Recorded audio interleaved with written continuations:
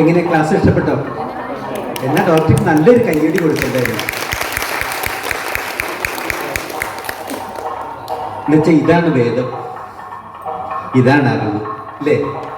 നമ്മളറിയാത്ത അല്ലെങ്കിൽ നമ്മൾ അറിഞ്ഞു എന്ന് ധരിച്ചിരിക്കുന്ന പല കാര്യങ്ങളും തെറ്റാം.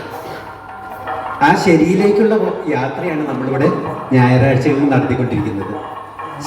ശാസ്ത്രത്തിലേക്കുള്ള യാത്രയാണ്. ഈ യാത്രയിൽ നമുക്ക് ഇന്ന് കൂട്ടായിട്ട് വന്നത് നമ്മുടെ രാജേഷ് ഡോക്ടറാണ്. ഡോക്ടർ പല കാര്യങ്ങളും പറഞ്ഞു. ഇന്ന് ഔഷധത്തെ ആഹാരമാക്കുന്ന എത്ര പേരുണ്ട് ഇതിനകത്ത്? ഔഷധത്തെ ആഹാരമാക്കുന്നവര്,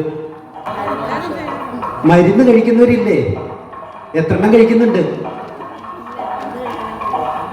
എന്നുവെച്ചാൽ ഒരു നേരത്തെ ആഹാരം നമ്മൾ ഔഷധത്തിൽ തീർക്കുന്ന അവസ്ഥയിലാണ് നമ്മൾ ജീവിച്ചുകൊണ്ടിരിക്കുന്നത്. ഇതിൽ നമുക്കൊന്ന് തിരിച്ചു വരണ്ടേ? ഈ മരുന്നുകളെ ഒഴിവാക്കണ്ടേ? ഒഴിവാക്കണമെങ്കിൽ നമ്മൾ ആദ്യം ചെയ്യേണ്ട ഒരു കാര്യം എന്താണെന്നറിയോ? നമ്മുടെ വയറ് ശരിയാക്കണം. നമ്മുടെ ആമാശയത്തിലേക്ക് പോകുന്നത് എന്താണെന്ന് നമ്മൾ തീരുമാനിക്കണം. ആ തീരുമാനത്തിലൂടെ മാത്രമേ നമുക്ക് മരുന്നുകളിൽ നിന്ന്, ഈ ഇന്ന് കഴിച്ചുകൊണ്ടിരിക്കുന്ന ഔഷധങ്ങളിൽ നിന്ന് നമുക്ക് പിന്മാറാൻ പറ്റുള്ളൂ. അതിനു വേണ്ടിയിട്ട് നമുക്ക് രാജേഷ് ഡോക്ടർ ഒരു ദിവസം കൂടി വേണം. വിരുദ്ധ ആഹാരങ്ങളെ പറ്റിയും വയറിന്റെ ആരോഗ്യത്തെ പറ്റിയും നമുക്ക്, എന്നുവെച്ചാൽ നമ്മൾ ഇതിൽ നിന്ന് മുന്നോട്ട് ആ മരുന്നുകളിൽ നിന്ന് ഉപേക്ഷിച്ച് ആരോഗ്യത്തോടുകൂടി ജീവിക്കണമെങ്കിൽ, എന്ന് വെച്ചാൽ നമുക്കുണ്ടാകുന്ന രോഗങ്ങളിൽ 75% നമ്മുടെ വയറ് സമ്മാനിക്കുന്നതാണ് അല്ലേ ഡോക്ടർ? വയറാണ് ഈ രോഗങ്ങളൊക്കെ തരുന്നത്. ബാക്കിയുള്ള രോഗങ്ങളൊക്കെ വളരെ കുറച്ചേ ഉള്ളൂ.